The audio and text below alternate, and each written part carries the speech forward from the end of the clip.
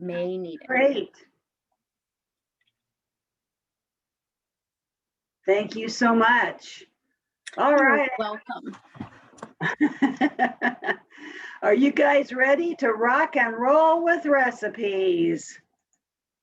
I don't see a lot of heads nodding up and down, but I'll just take that as a yes. Okay. So if we could start with the next slide, please, Allie. Okay, so I like to show this slide at the beginning of the recipe segment because, you know, we are always telling you guys, document. You have to have this documentation on file and this, and keep all of this, like the labels, for example. Well, how does it all fit together? Why do we ask you for production records and recipes and labels and menus and all of those things when we do a review? It's because all of these documents together give us a complete picture of the foods and the portion sizes offered, and it tells us if meal pattern requirements are met. It tells us if you're meeting meal pattern, because that is so important when we're talking about fiscal issues and, you know, getting money from the USDA. You're going to have to it requires proof that you are following meal pattern, and all these things are very important. So on this slide, you see at the top left, there's a menu, and this may be the menu you post online, maybe the menu that you see posted in the school hallways or bulletin boards to let people know what's for lunch, what's for breakfast. And then on the right, production records, which will be discussed later. And the chicken stir-fry bowl CN label is down at the bottom, and Sean has already talked to you about labels and given you a good overview of that. And then on the bottom left is a recipe, a school recipe that we'll be talking about. So on the next slide, it tells us a little bit more about how all of these pieces of documentation fit together. The menu tells us, okay, this is what I'm going to serve. And then the production record tells us how much you are preparing. And then it also gives you information for purchasing to make sure there's enough food offered, because remember, you have to have enough food to offer every student the correct portion size of that food. And, you know, I don't think people really think of production records as providing as much information as they do sometimes, because they are a planning tool. They're a communication tool among the food service staff and a documentation record. And I believe Erica will be talking about production records later. So the labels are also, of course, important because, as you know, they give us the ingredients, nutrition facts, the crediting information. And then here we have the recipe. The recipe is a complete set of instructions that provides not only crediting information, but tells people how to put this food together, this entree, for example, if you have a recipe for an entree. And all of these, again, give us a complete picture that document that you are meeting meal pattern. But guess what? That's not all the information standardized recipes provide. So let's go forward and let's talk about some of the other things that they do for us. Okay, a standardized recipe is a complete specific set of written instructions for cooks to produce a consistent, high quality product. And this is really important because the recipe should be able, different people should be able to make this recipe with the same consistent results. Let's face it, students are your customers and you want them to be satisfied and to keep coming back. The higher the meal counts, the better your bottom line is as far as your bank account for the nonprofit school food service account. So they need to be consistent. You need to be consistent in the high quality product, the taste, and that you are providing. It's a recipe that has been tested to provide an established yield and quantity, and that really affects, again, your fiscal situation using ingredients that remain constant in both measurements and preparation methods. So if Sean is gone one day and she's usually the person who makes the chili, then Erica could jump right in there and follow that recipe and make the exact same product, and the students are all very happy, especially if you serve a whole grain rich cinnamon roll with your chili, right? Okay, so we have to think about food cost control, and I have down here also that note quantity versus standardized. These two terms are used interchangeably a lot, and there actually is a difference. A quantity recipe is one that's written to prepare a large amount of food, but they may not be tested and standardized using the ingredients you would be using and your preparation methods using your equipment and so on. But a quantity recipe is a good place to start for development of your own standardized recipes that are standardized for your establishment. So on the next slide, we get into this a little bit more really quickly here. A standardized recipe is one, again, tried and tested in your facility and has been verified for accuracy in portion sizes, accuracy in crediting, how much it yields, etc. Adapted for your operation, the number of portions you need, the ingredient changes that you might have to make based on what's available. And this year it might be a little more challenging than others. Preparation methods, again, your equipment. Do you have a combi oven? Do you have a steamer? Do you have a regular oven? How are you going to cook off these products and make them? So this is, again, required for meal pattern compliance and also to show that you're meeting the nutrition standards that Sean gave a good overview of earlier.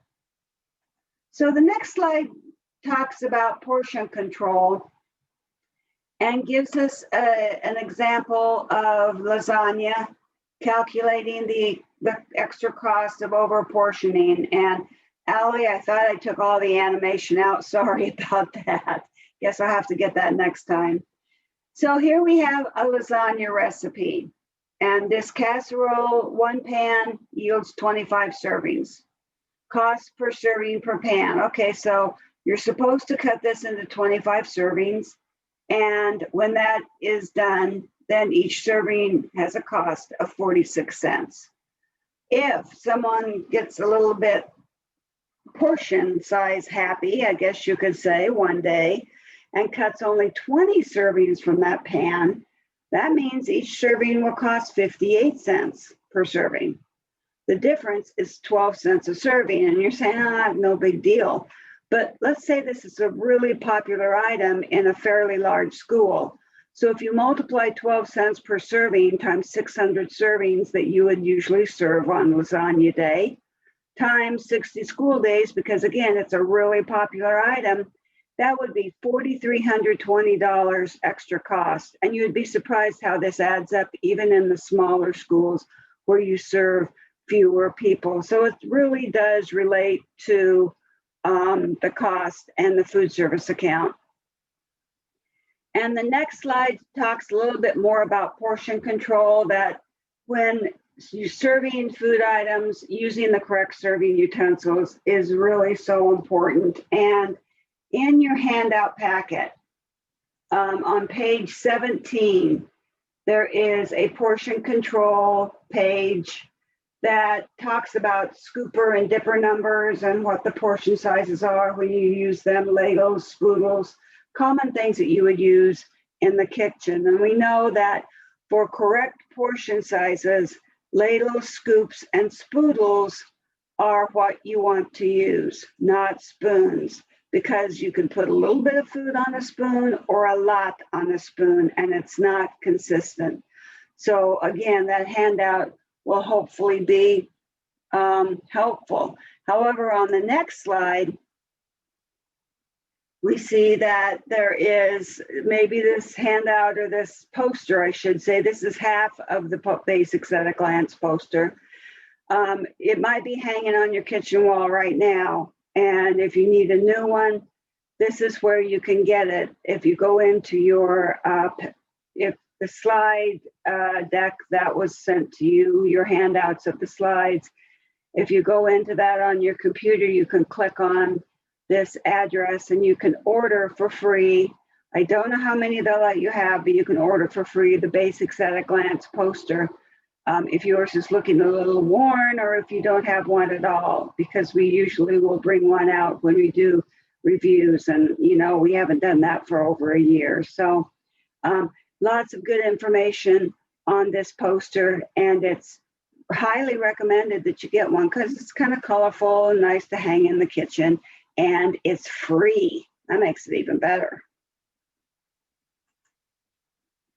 So next slide, what menu items need standardized recipes?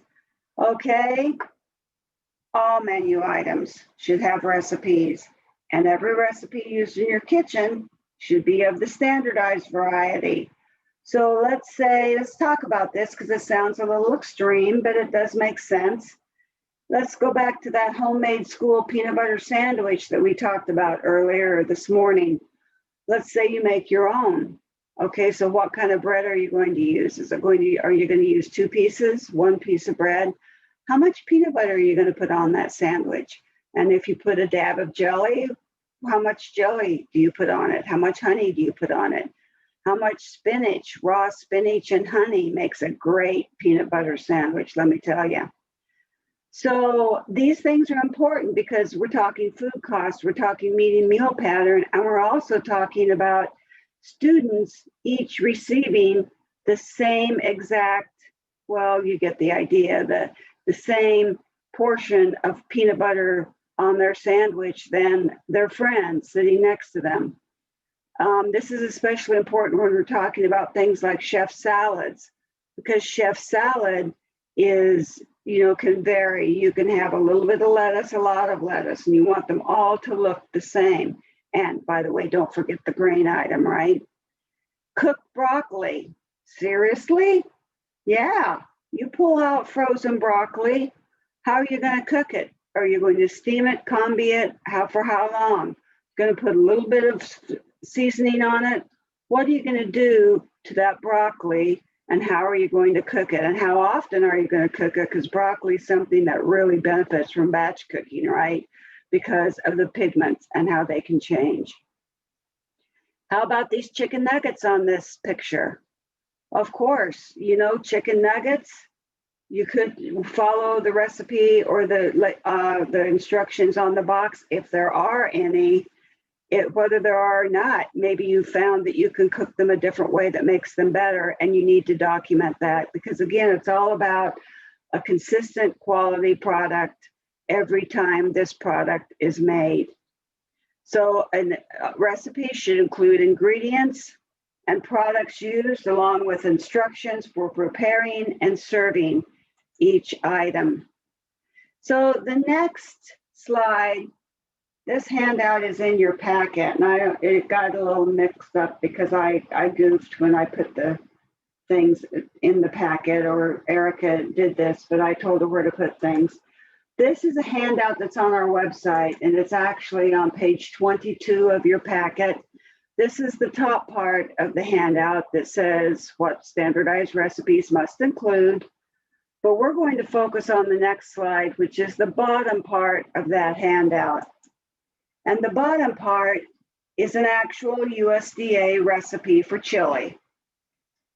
And this is what, it's not mandatory that you use this type of standardized recipe form, but this is pretty typical. And these are the templates that we have on our website that you can pull off and you can use.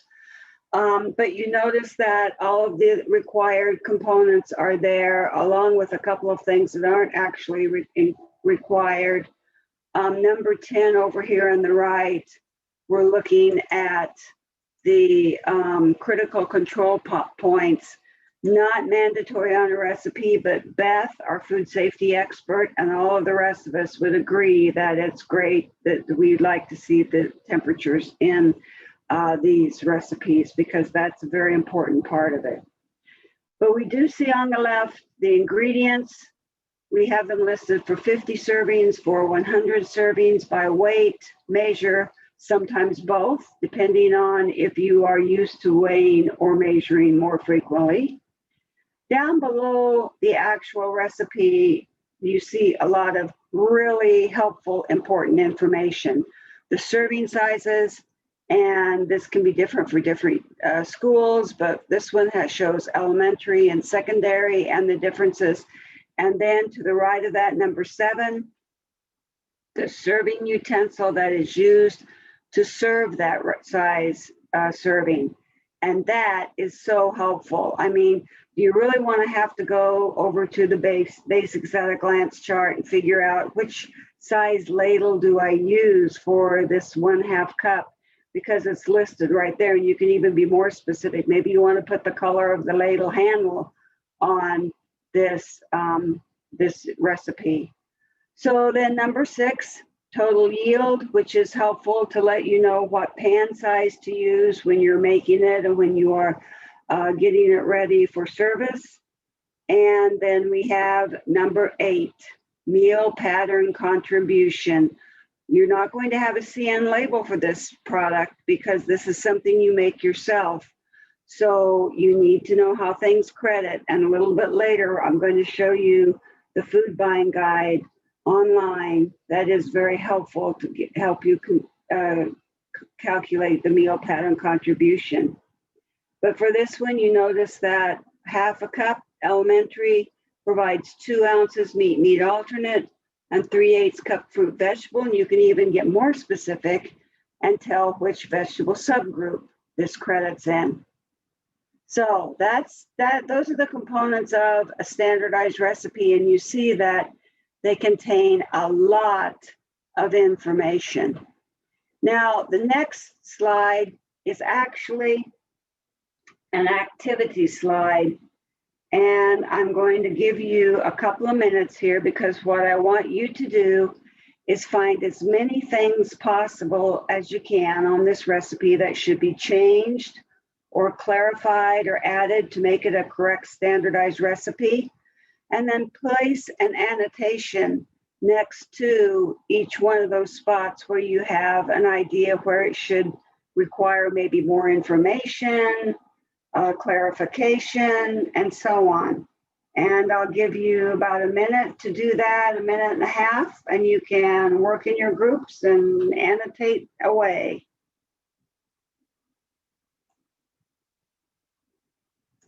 What would make this recipe better? So yeah, let's go ahead and look at the next slide, because I marked some of the things I thought were worth talking about, but obviously a lot of you want an option to 100 servings, don't you? And I don't blame you. Maybe that could be the place where you put the amount of servings you need to put in there to meet your needs. So it could be 75 servings, or it could be that you have different serving sizes like this one does, or the other chili recipe did, and you need to determine how much you would make to meet the needs of your food service operation. So let's talk just quickly about some of these things. For example, the yield down at the bottom right, a couple of you did mark that, and I think it would be helpful, in addition to having 100 servings, how many gallons is that? You know, that would be helpful to know, because again, that relates to what pans you're going to be needing to cook and to store this in. And of course, a lot of you marked the crediting information. It's missing. I mean, we don't know anything about this, so we need that crediting information. Now, over here on the right-hand side, where I have CC and temps, we are really lacking in directions here. In a separate pot, how big? Mix the puree, water, and seasonings and heat to what temperature? And then what do you do with it? You know, I mean, it just, there's a lot more that could be put in this space over here. And then the chili beans that are canned on the left bottom Or do you put them in with the liquid included? Do you drain the beans? What do you do here? Be more specific. And then the serving utensil is not provided. The serving size is 1 cup. It says no serving utensil provided. And it only tells us a serving size. It doesn't say, well, what grade group is this for? So really the whole recipe needs to be revamped and changed and made more specific. And this is what you would do during the standardization process. As you're making this, you would make those changes and document them until it all comes together into one great standardized recipe. So on our next slide, I wanted to show you an example of a recipe for one, and that would be the meatless chef salad. And it does make you think about, okay, so if I'm going to make chef salads for K through 8 and 9 through 12, what are the differences in ingredient amounts that I would like to show? And so basically we're making a salad that's twice as big for grade 9 through 12. 1 cup of lettuce or spinach mix and 2 cups for 9 through 12. And then we have different amounts of the grated cheese, which is that plus sunflower seeds is going to serve as our meat alternate and our boiled egg. And then we have the option down here of whole grain rich croutons. And because K through 8 only require 1 ounce equivalent of grain, they're being given 1 package of croutons, but shoot, you could give them a breadstick too, what the heck.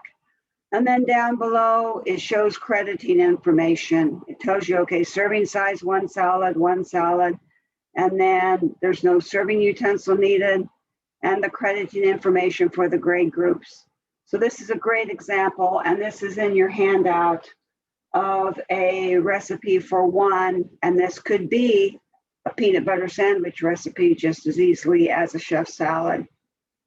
Now the next recipe is one we'll be talking about when we go into the food buying guide and look at how we can use the food buying guide and how it's beneficial for many reasons.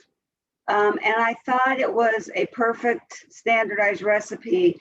This is from the Healthier Kansas recipes, and what they've basically done is they've taken USDA recipes and they have modified them. Some of them are modified from USDA recipes and made them their own. And it's called a standardized recipe for Kansas, but then for Kansas schools, but then each school again has to make that recipe with their equipment they have available and standardize it to their facility. But I noticed that I had deleted or whited out the crediting information down here at the bottom of the recipe. So we will put that back in when we use the food buying guide, and we'll look at that. But the nutrients per 3/4 cup serving is not mandatory, but that's also something that you can add if you do have the ability to do nutrient analysis with your program. So the next slide, you also have this handout in your packet, and it basically tells about the steps in standardizing a recipe. And you know what?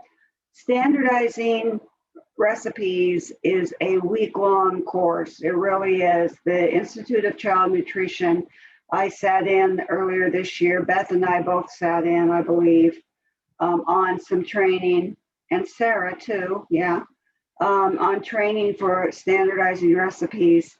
And we had a quick, I think, 2 or 3 day version, and you can spend a lot of time doing this.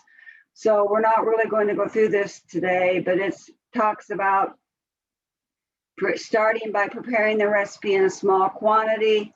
You probably want to do some taste testing with some students to see if they like the recipe. And then you proceed with weighing and measuring and writing everything down and documenting. So I'll let you look at that on your own in your spare time, like when you crawl into bed tonight and you need something, a little bit of something to read to make you sleepy. This will do the trick. Okay, next slide is an example of one of the templates we have available on our recipe page on our website. You can, this is one that shows you can download it to your computer and type in it. So it's always nicer and of course neater if you do type things in with a computer. But you can also pull off some of these handouts and write on them too. So it's whatever works best for you and your situation. Now, on the next slide, and on the next slide, we have on page 23 in your in your handout packet. You have a one-page document that is titled Child Nutrition Program Recipes. And this is a list of websites you can go to get the process of standardizing your recipes or looking for new recipes if you want some new ideas for different dishes that you'd like to try. These are really great places to go, and a lot of them are state sites. And on this slide, we see that we have a lot of resources out there for child nutrition program recipes. And the main one that I'm going to list first is the Institute of Child Nutrition, the ICN. They have something new called their Child Nutrition Recipe Box that is basically USDA recipes, but it's in a searchable database. Really very cool. You can go in and search by ingredients and names and so on. So that works really well. And then we have some links to recipes on our website. The School Nutrition Association, otherwise known as SNA, also has a recipe function that you can use to search. And if you're a member, you can definitely get in and search around through those recipes. And then, you know, it's really cool. Sometimes we go to a school and we'll see the Food for 50 book on the shelf. And this is a book that's, I don't know if it's still used in programs across the country for nutrition programs, but I happen to have a copy of it on my bookcase.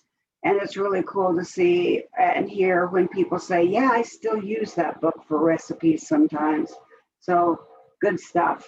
And then again, many state sites on your handout. There's Washington, Ohio, Connecticut, Kansas, Iowa, West Virginia. Lots of sites have recipe books or recipe databases that you can search. So that's a good place to start. Don't start from scratch unless you have a recipe at home that you think, wow, the kids would love this, and I think I could adapt it to meet meal pattern, then go for it. And you know how Sean was telling you to organize your recipe, your labels? Well, I'm going to tell you on the next slide the same thing. Organize your recipes. Get yourself a binder if you like the hard copies and put them in a binder. Organize them electronically. If you put them in a binder and they are hard copies, put them in protective covers.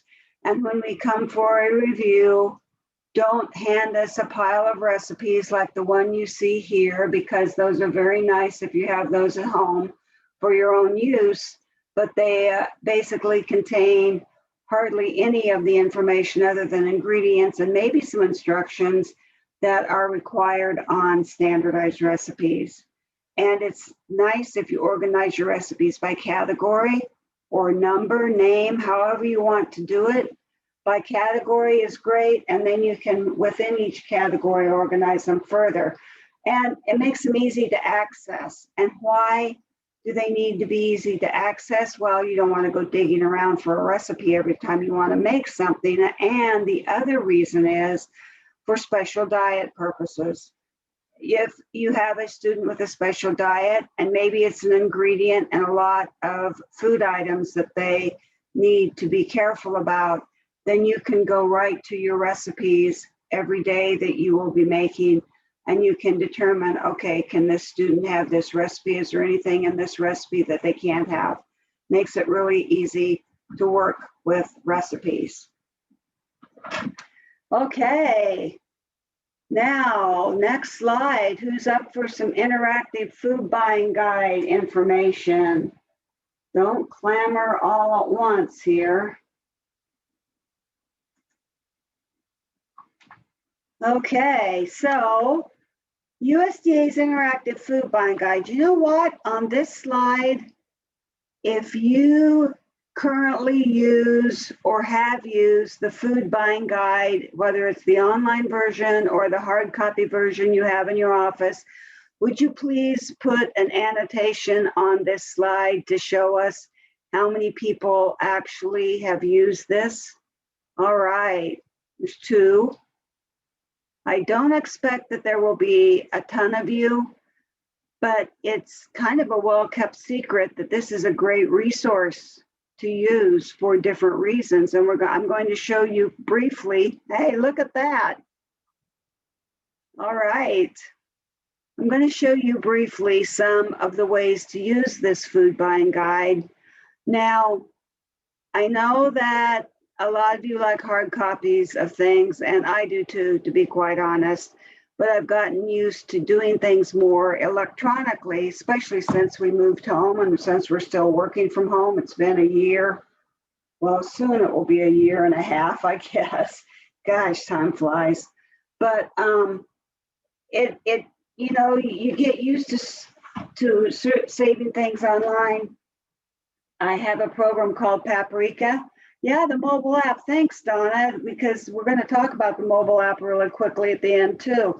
And I know Erica has the mobile app on her phone, and she uses it when she goes out on reviews, and we'll be going out someday again on reviews. But I have an app on my computer and my phone that I use for my recipes, and I've started saving. I mean, I have over 1,000 recipes because I save things I want to make. And then, on days when you're kind of feeling hungry, you just look for recipes and you save every one of them. So anyway, just kind of switching over from hard copy to electronic a little bit, but I still love the cookbooks too, so I understand that.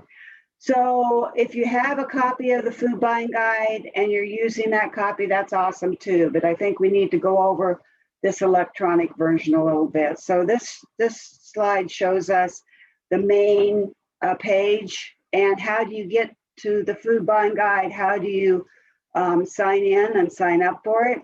Well, the next slide shows us that when you search for food buying guide, basically food buying guide USDA, you can get to this page very quickly through a search, and you see that we have circled here, but in the blue, the create account link, and you would just click on that. Now, when this first came out electronically, it was much harder, much more difficult to get an account, but now they made this easier, so it doesn't really take long to go through the process, and they lead you through it step by step. And basically then what you will see when you log in is, once again, on the next slide, we have the interactive food buying guide. Okay, so far this has worked in the other training sessions. So I'm going to ask Allie to give up control, and I am going to share my screen. Thanks, Allie. And screen, you say share the screen, right, Allie? You choose the screen. Okay. Now, do you see the food buying guide, guys? Yes, we can see it. Okay, awesome. Because it's weird. I know that it doesn't tell me there should be a big sign that says Donna, they're looking at this screen. So I know I did it right. Okay, so this is my computer that we're going to go into my account, but first let's look at this home page of the food buying guide. We have things across the top here, some links across the top. Welcome, Donna Handley, it says, you betcha. Okay, meal components, let's choose that. You see all 5 of the meal components plus a category for other foods. I bet there's some non-creditable in there maybe. No, I think creditable foods are listed. Food items, you can see, you can search for a food item, or you can go to your favorites page, which I'll show you my favorites page during this demonstration. Then we have tools, and the tools are mostly related to what's called RAW, Recipe Analysis Workbook. And this is a great tool. We're going to look at this a little bit because it's a great tool to use to find crediting information. It's so much easier to find crediting information for a recipe using this online program than it is to calculate it by hand. Trust me. You know, we'll get Erica to do it since she likes math. Okay, and then there's the appendices. There's a lot of information here. There's just a lot of information throughout the whole thing. And there's a great help section too. So that if you go down here, you can get to these different parts of the site going up here through these links. And then you can also go down here. You can do a food item search, favorites, go to your favorites, download the food buying guide. And this is where you can download it and print it off if you would like. And then you can also click on each food category. Like let's click on fruits and see what happens there. And then we have to choose from a lot of information. The crediting of fruits, fruit juices, factors affecting yields, fruit components. I mean, there's just a ton of information within this program. So we're going to go back and we're going to do, let me pull up my notes here for how to go through this presentation so I don't flub it up too badly. So we're going to do a simple food search to show you how that's done. So, okay, you have a number 10 can of pears, and you want to know how many servings you can get from that number 10 can of pears. Now, this may seem like something very simple that you know off the top of your head, but for new people, it may be not quite so simple. So let's click on food item search, and let's use the word pears. We'll search for pears, okay? Now we're going to go down here to meal component, and that is a fruit component. Click on categories, and fruit juice is the only one that's available. Then we choose search, of course. And you can see here we have 4 pages of pears, and it not only includes just pears, but fruit cocktail that has pears and mixed fruit that has pears. It's like, good grief, we need to narrow it down. So let's, behind pears, let's add the word canned. We know we want canned pears. Now notice I didn't put a comma in there because when you search with commas, it does not like that. So no commas between the words. Click on search. Wow, that narrowed it down to 3 pages, still too many. Now we know that the requirement for fruit for the school lunch program is to be canned fruit, I should say, is to be canned in either juice or light syrup. So let's put the word juice after that. Okay, now we're down to 2 pages. We're getting there. And this is one thing that you have to use this program and get used to how you search for things and what you should be using, the terminology. And I believe in the help section, they have some help on that. So, okay, the next thing, the only thing I can think of that's left is, okay, how do I want these pears? What form or shape do I want them in? And I'm going to say I want diced pears. So I'm going to add the word diced. And there we go. We have 1, 2, 3, 4, 5, 6 options. So we look down here, we can see pears, canned, diced, and juice or light syrup includes USDA foods. They all look alike, don't they? Well, if we go over here to the purchase unit, we'll find out that they're not all alike.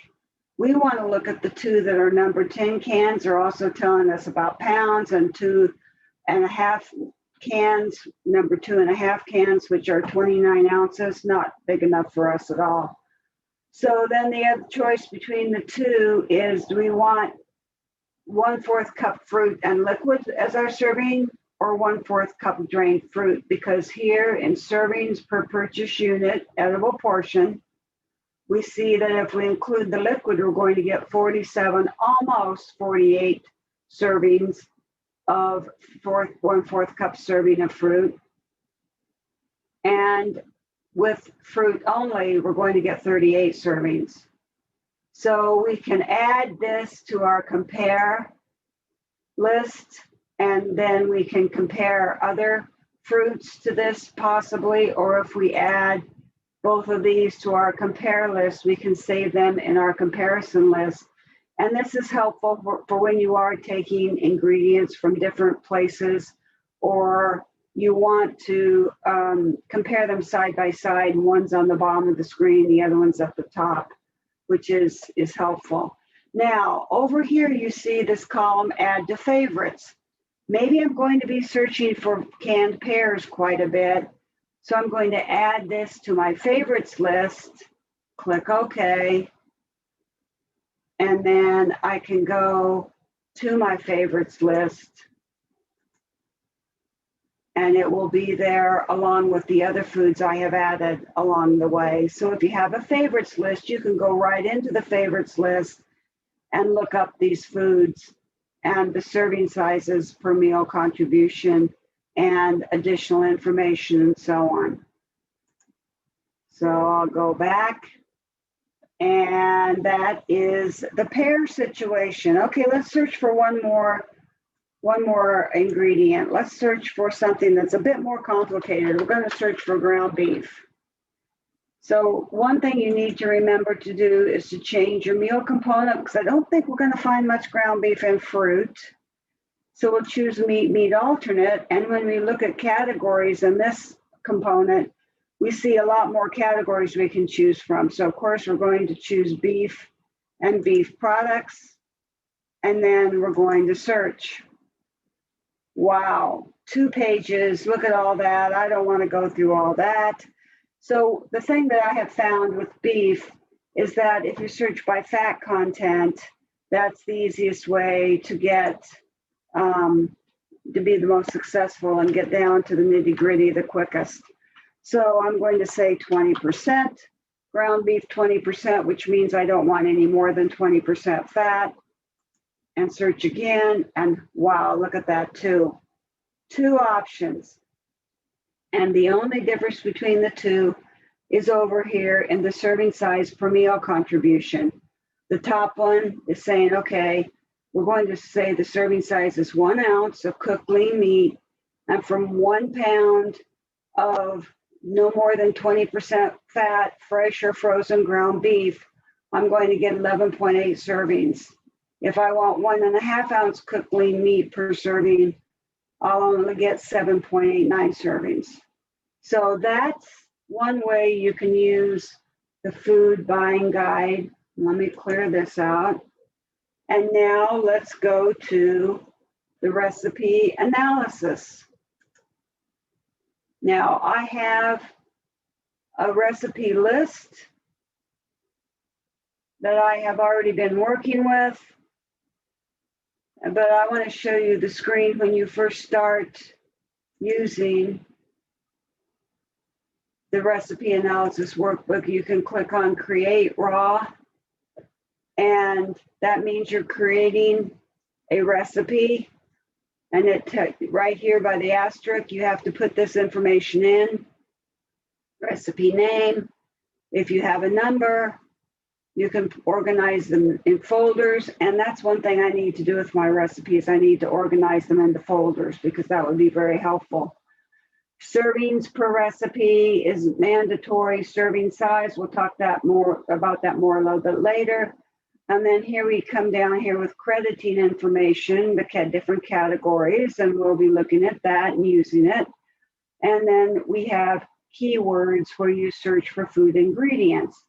So I want to go into a recipe that I've already used, and it's actually the chicken tetrazzini recipe, the workshop chicken tetrazzini recipe.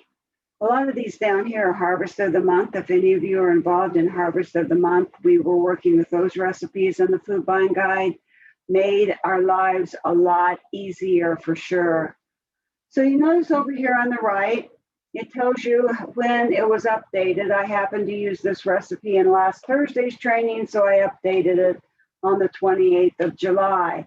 But it also tells you when I created it, which was in 2018, which seems like forever ago.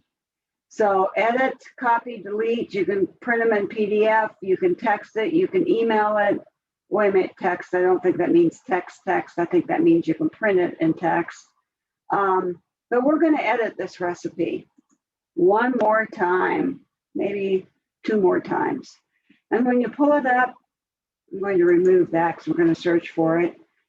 Then you'll see that I have my name of a recipe, my number, my servings, and serving size. And if you can get out your chicken tetrazzini recipe, I am going to pull mine up actually and move it over to my other screen so I can follow along a little bit.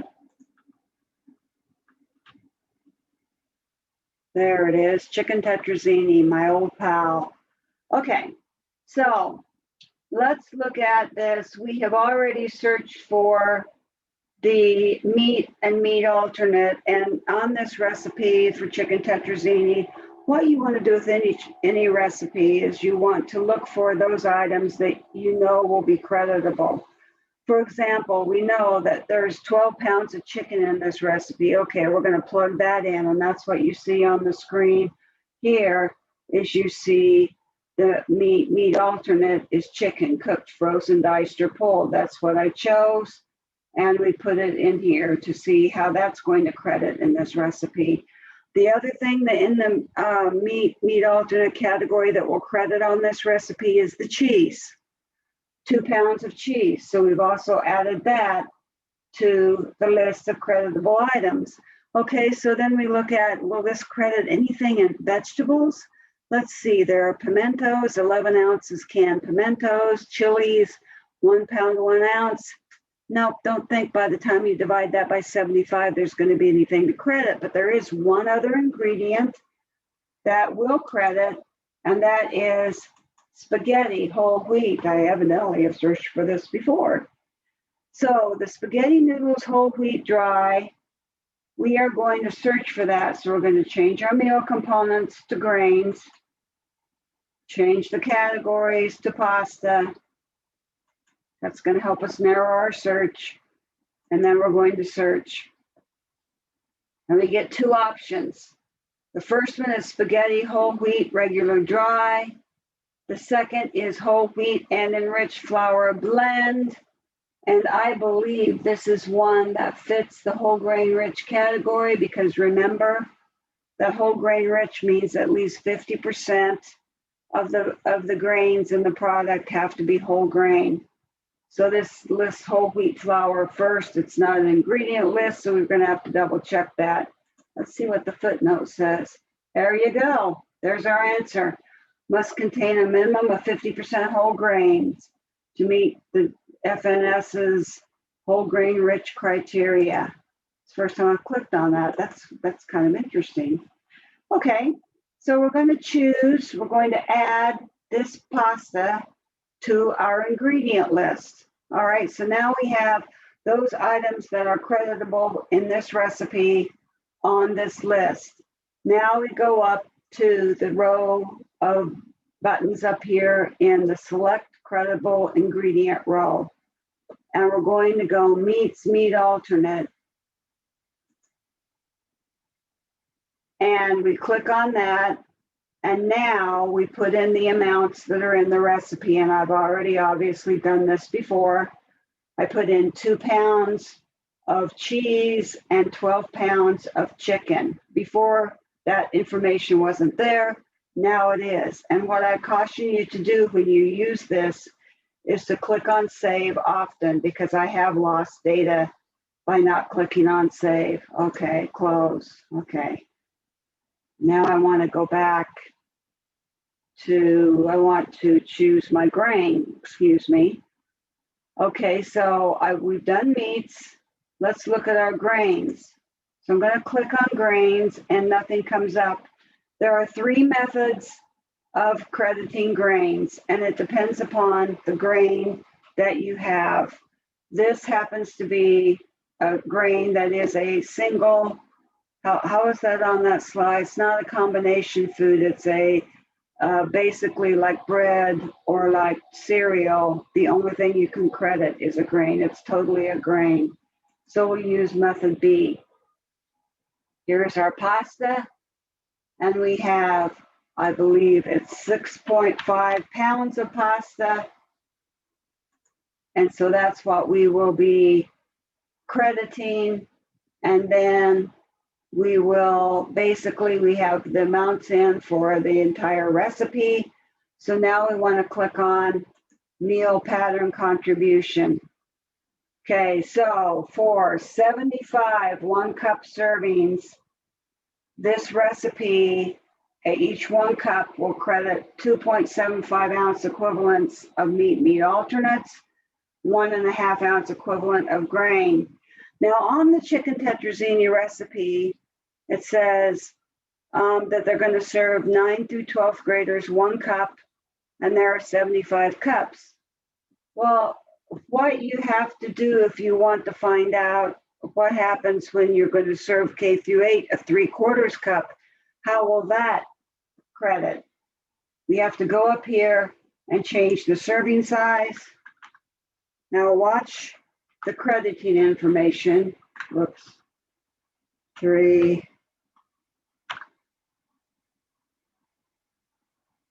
Good grief, I can't even type. 3/4 cup. Okay. Didn't make any difference down here, did it? The 3/4 cup is for our information, basically, to tell us that, that's the serving size we're looking at. It's the number of servings that will change these numbers down here. If we go from 75 servings to 100 servings, there you go. You see that that's the number that drives the calculation of the crediting information. Then a 3/4 cup serving of chicken tetrazzini will credit as 2 ounce equivalents of grain and 1 ounce, of meat alternate, and 1 ounce equivalents of grain. Okay, so if there are any questions about this, put them in the chat. We can go over this and answer any questions you might have, or if you have any later, you can shoot me an email. This is something that, when I started looking at this for the trainings, I had to go through it and use it myself several times before I got comfortable with it again. But once you get comfortable with it, it's really a great tool to have and to be able to use. So we are going to go, I'm going to quit sharing my screen now and let Allie take over, because Allie is the one who knows what's going on here.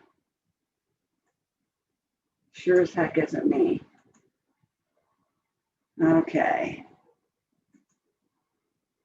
So now that we've gone through all of that, let's tell you that in your packet, in your handout packet, you have what's called a short form. It's a 2-page handout that basically is a short form of the food buying guide. And what it has on it is a lot of different products that are commonly used. It gives you a quick reference to give you an approximate information on number of servings from each of these items.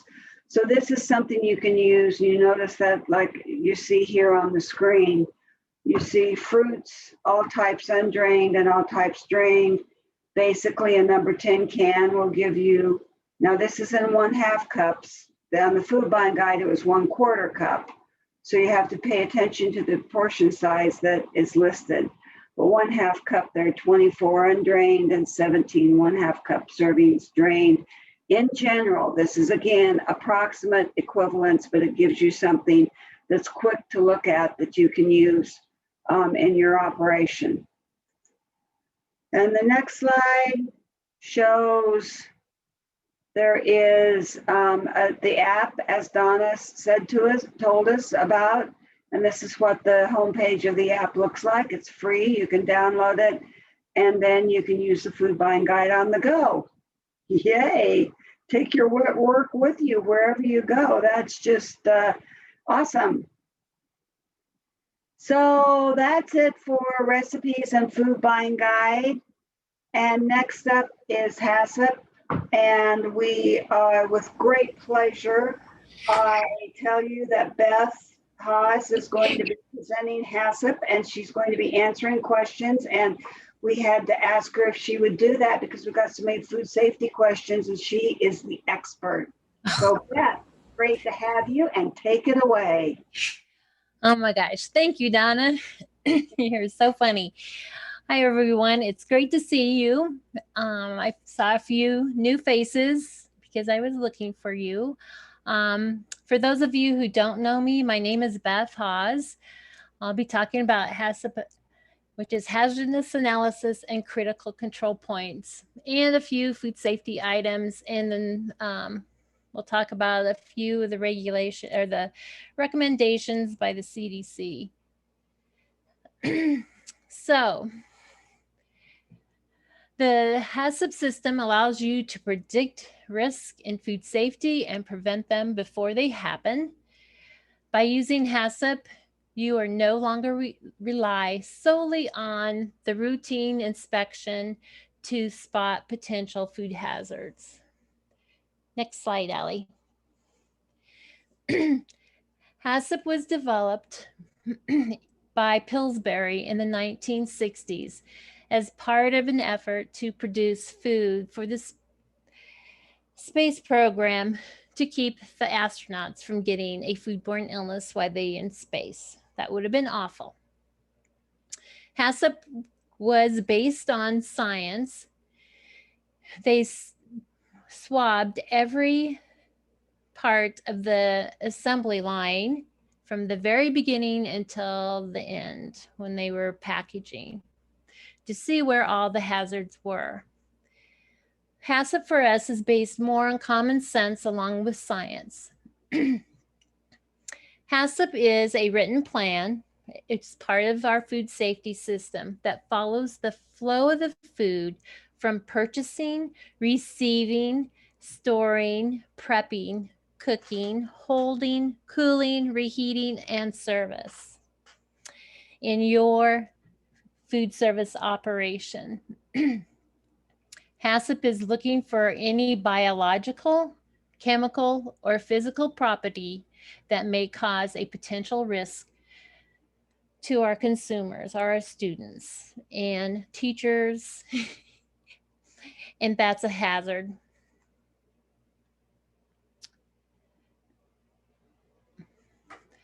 Next slide, please.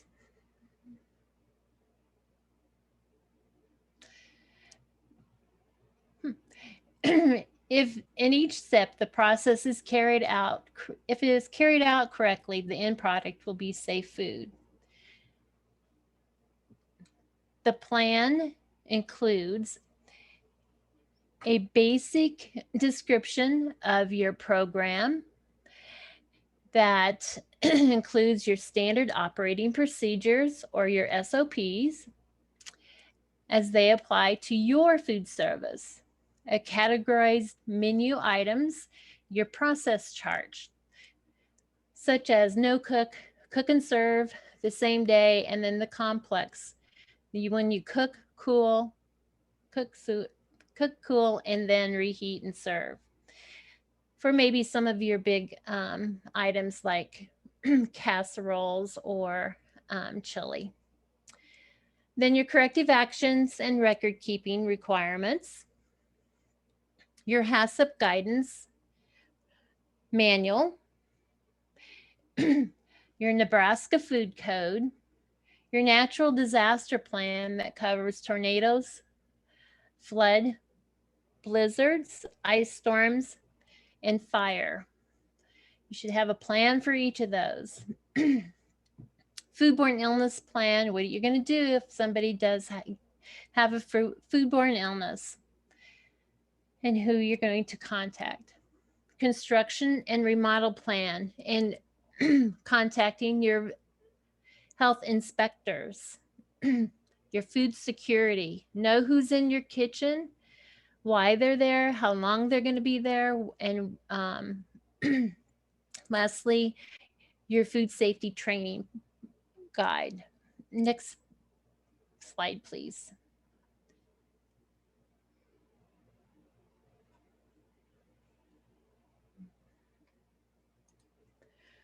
Okay, HACCP is required to be implemented in all schools and residential care facilities. 2 food safety inspections are required each year, and you are required to publicly post your current food safety inspection report.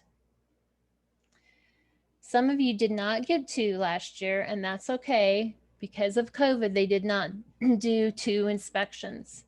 Sometimes if they are short of help, because the food safety inspectors are hard to find, then sometimes you also won't get 2 food safety inspections, but you just note that and let us know.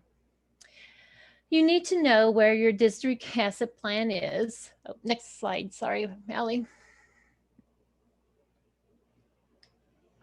Oops. I think I'm off, Beth. What? Let me back up here. Is it this one? Yeah, that's fine.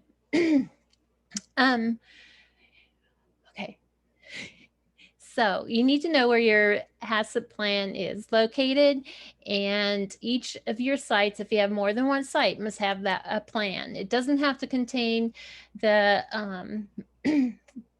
HACCP manual, but it does need to have the food safety plan in it.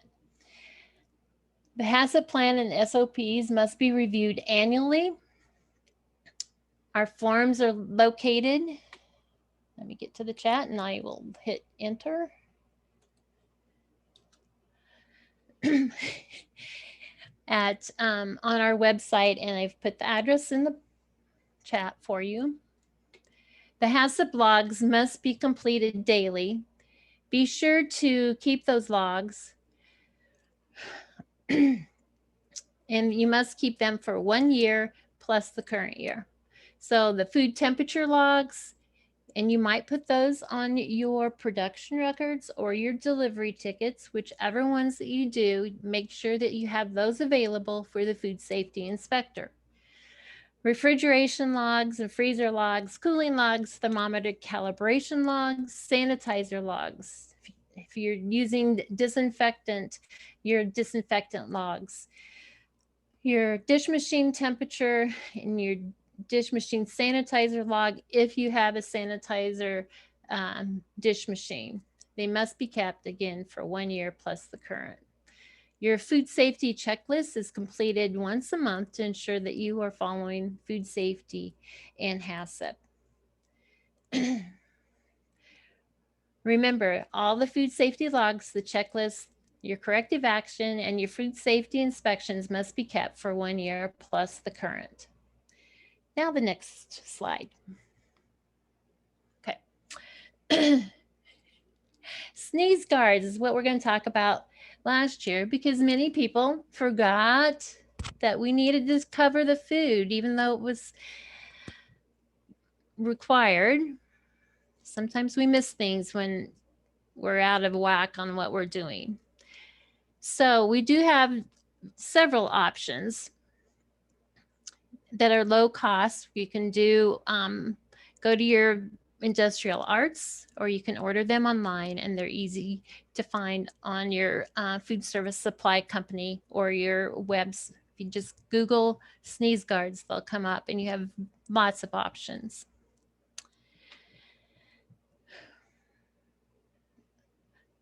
Okay. Remember, a reminder that you must utilize disposable plates and bowls if students are allowed to return to your silo bar for additional items. Department of Health and Human Services is not recommending that you use salad bars this school year. But check with your local health department. They know how active COVID is in your area, and they may allow it if you have a good plan to keep the kids safe. Okay,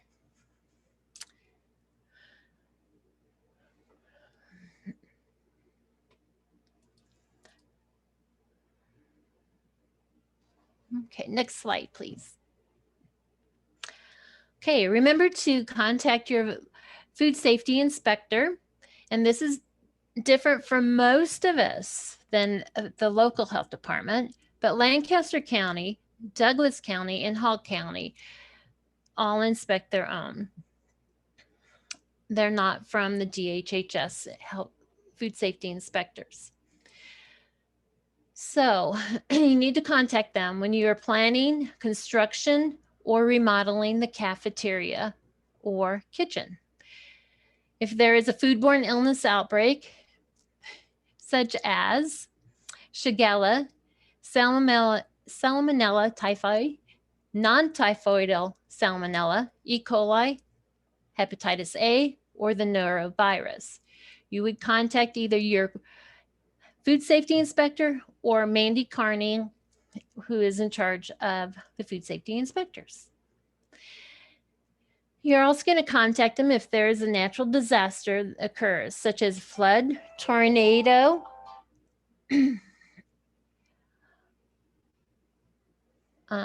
ice storm, blizzard, anything that affects your cafeteria. And somebody asked me one time, why do you have to contact them if a blizzard or ice storm happens? Maybe you've lost electricity. Maybe your truck ran into the ditch. Those are just some of the things. And definitely contact them if there's a fire in the kitchen or cafeteria, because if the fire repellent has gone off, either from the hood vents or if someone has triggered one of the fire extinguishers, that repellent flies everywhere. It is so fine that it can, even if your refrigeration is closed, if there's any cracks in the seal, it can get into your refrigeration and could possibly contaminate your food. So keep those things in mind. When HACCP is properly followed, it will help your students and your staff be safe. Next slide. Okay, so I would like to know if you have any ideas that you would like to see for training. In one of our previous trainings, we had someone ask for more specific health, food safety for like washing produce, the proper ways to wash produce, and some of the food safety for cooking. So if you have any comments, please either write it in the chat or ask any questions that we'd like to ask now. Oh, I didn't say anything about the CDC. So this is going to tell you how the CDC is changing in their minds, and they're changing their minds on how to reopen school because of the activity of COVID. And when we were on the down spiral in May and June, they were feeling confident that we would stay that way. But Delta variant has taken off and has caused major issue. On July 9th, they posted a recommendations for the schools for this fall. On July 27th, they posted them. And then again today, actually, I was getting the website for you to put in the chat, and I noticed that it's been updated today and it has changed. They're getting more strict, and that's because the variant is dominating the COVID responses right now. So they are recommending that masks be worn in the inside of the buildings, and that salad bars not be used this year. Going back to cupping. You can cup and put things in the salad bar if you wish to do that, so somebody doesn't have to stand there and watch it. But Those are the recommendations. But as I said previously, please contact your local health department. They're the ones that know how active COVID is in your area, and they will be looking at this area surrounding you, and they will make those decisions on what they are recommending for you. Okay, does anybody have any questions?